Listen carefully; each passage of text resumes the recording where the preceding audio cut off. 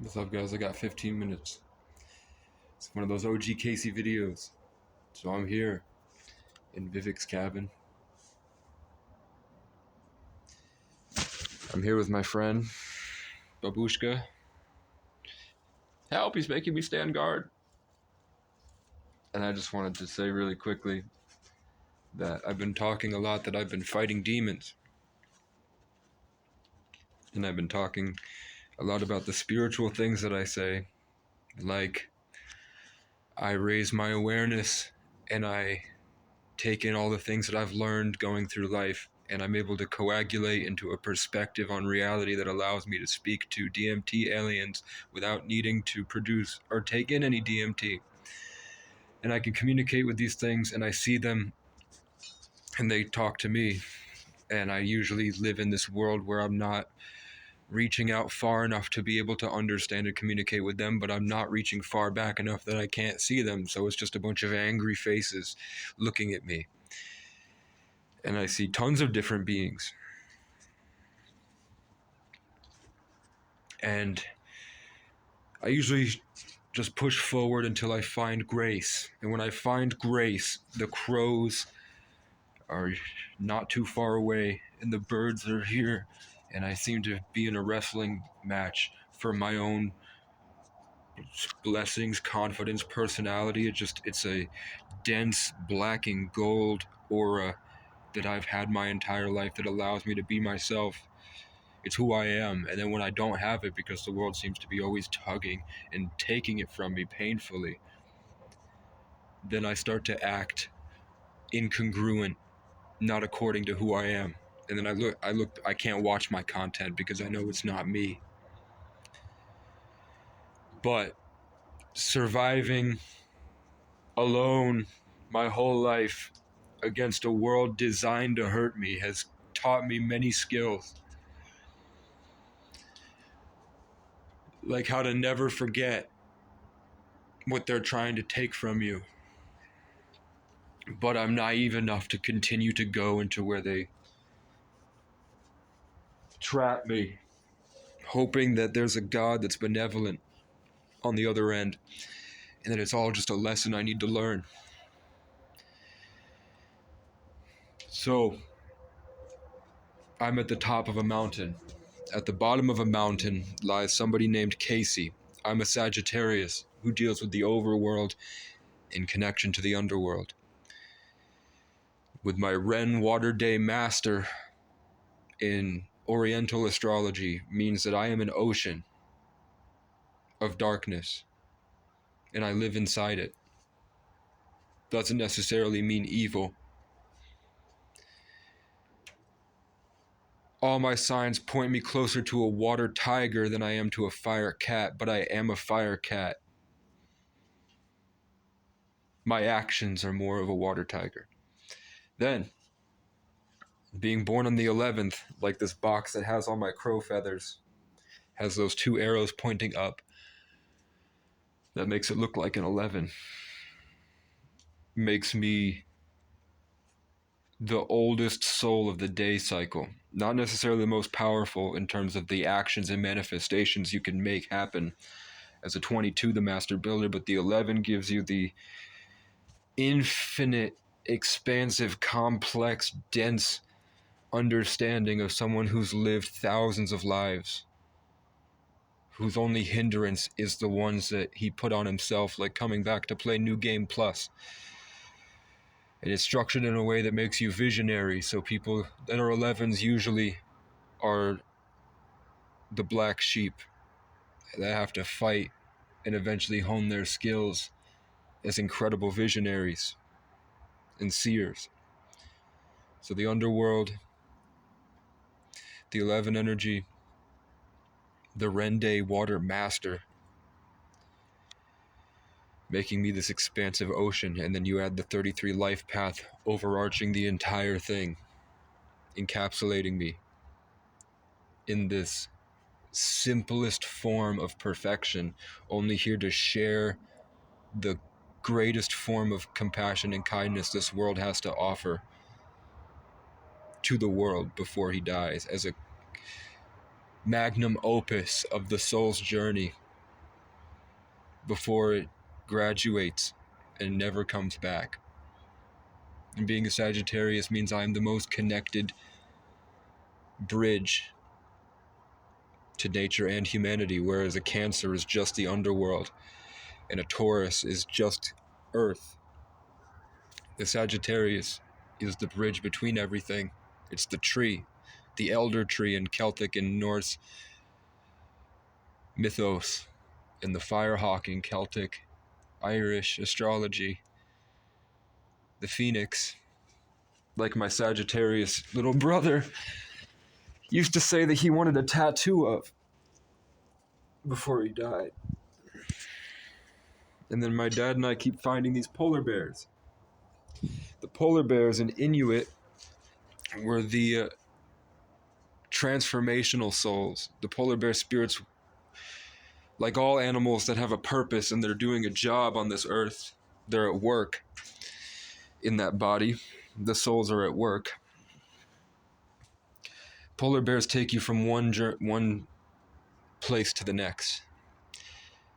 And my father and I keep finding polar bears, and it just seems that I always meet people and I take them from one stage of their life to the next. And my dad was a ski instructor who would go with them up the chairlift and then ski with them down. And he would go on the yachts with the richest people in the world. We take people from one part of their life to the next, and we don't need riches. We don't need beautiful women. They're rewarded to us. We're blessed because we have our own journeys that are just as difficult as everybody else's, but we're the masters, ascended masters who come back just to go down and up and down and up and down and up. No diddy. So and then my name is Casey Francis O'Brien, immortal, free, exalted, brave. Like that movie about the Irish. When the mom turns into a bear, I think, right?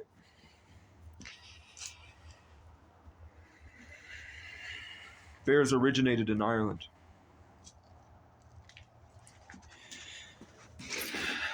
So when you have a story like that, why would you quit? When they turn your whole family against you, they possess people in front of you and have them try to kill you multiple times in your childhood, where you're interviewed by government agents that corner you outside your apartment building just to ask you what it's like to be you. And then you just walk through this abyss of people that will never understand, and everything you try to create, they want to take and then rape and then be able to make themselves.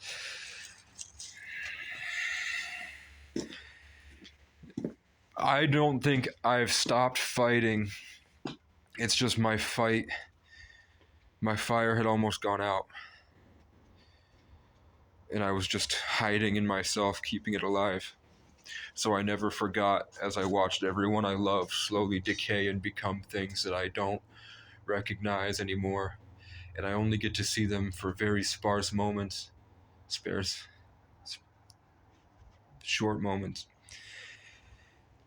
Like I got to see my mom as she was when she was young, because she had been in isolation for so long, and her own anxiety scared her into breaking free for a split second, and I got to see her. And same instances for my father. When no matter what, he's always exalted on a hill. I guarantee you he's on a hill somewhere. O'Brien. I know he's somewhere on a hill, whether that's on top of Mount Snow, on top of Haystack, on top of Hogback, on top of the hill at Fort Dummer at the trailer park, or at the RV park, or just in his RV where he has to climb the steps to get into his RV. He's exalted somewhere, and I am too. Look at that big hill down there. So I said there's a Casey that deals with the underworld, and a psychic told her that she's a dark underground octopus, and they kicked her out. Which I'm like, figures. I can never make a friend that isn't something that doesn't reveal to be something disgusting at the end. So, Casey has invited me to go to the church where I was attacked last year when I made that video, Crazy Suburban White. That church parking lot is now holding an event on a day in the 9 year that adds up to 9 when you put the date together. 4, 5, 2025 is 9, 9, 18, 9. It's a triple 9 day. And I have to go back there. I don't have to, I was invited. But I figured I want to go in and say, hey, can y'all raise your hand if you've ever seen me before? Why didn't you help me? Because it's about ending homelessness. I'm like, why didn't you help me? So then I can just talk about my story and see what happens. Eat some soup. And at least I can say that God gave me an opportunity and I tried. Like my foster brother's face is coming out of his obituary picture, and I heard his lyrics in my head say, standing here at the finish line, I'd regret if I didn't try. Best believe I'm gonna go for mine. Or something he said, I can't remember right now. But the first 2 lines are right. So I have about $3 to my name. I'm gonna go get a soda at McDonald's, and I'm gonna walk all the way into town in the cold with my headphones in, and I'm gonna count how many people swerve at me. And I don't think anyone will, because I look a bit more put together today. But so far we're at 3 this year that have just mean mugged me and swerved at me. And I can't tell you. What I want to say is that this is a projection of your own mind, and that this whole thing is you creating the perfect gift for yourself. And it's a test and the best game in the universe, maybe, at least in this, that we can think of. And that it's all staged, nothing's real. And then I've gotten to levels where entities have just stepped out of the ether right in front of me. But I have a mother that's always scheming and waiting for a chance to put me into a mental asylum so that she can gain control over me. That's my family. They're the most obese, sit in Section 8, horrible depression. But the minute that they get a chance to gain control over somebody else, they go for the kill. So my mom will watch this. Here's the bird. It's my mom's favorite. But she likes mourning doves too. She's a very sick person, and she can't see it. I acknowledge I'm a sick person, and I hunt for solutions, and I found that I'm not sick at all. So I prayed for healing last night. Let's just get a 360. I prayed for healing last night, and then I got extremely pain of angry, hateful energies coming from the town, which I feel like is a warning. But fighting them off to be able to get back to my youthful bliss that I used to use, I got so sick I threw up everywhere for about a half hour. I needed to get the sickness out. And then I felt for the first time in a long time good. I felt really good.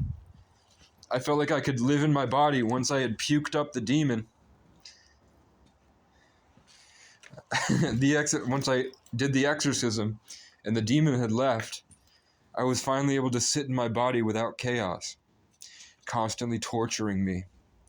So when I tell you you need to fast, and I tell you you need to fast for a long time, I mean it. And the biggest secret in the Bible that we know about so far, that I know about, is that they have been taking out a verse in Matthew that says some demons are only able to be eliminated by prolonged periods of fasting.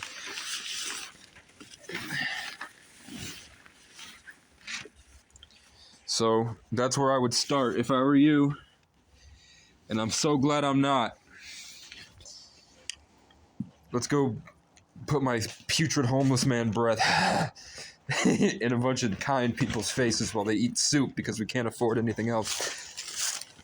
And I'll try to be a bit better than mediocre.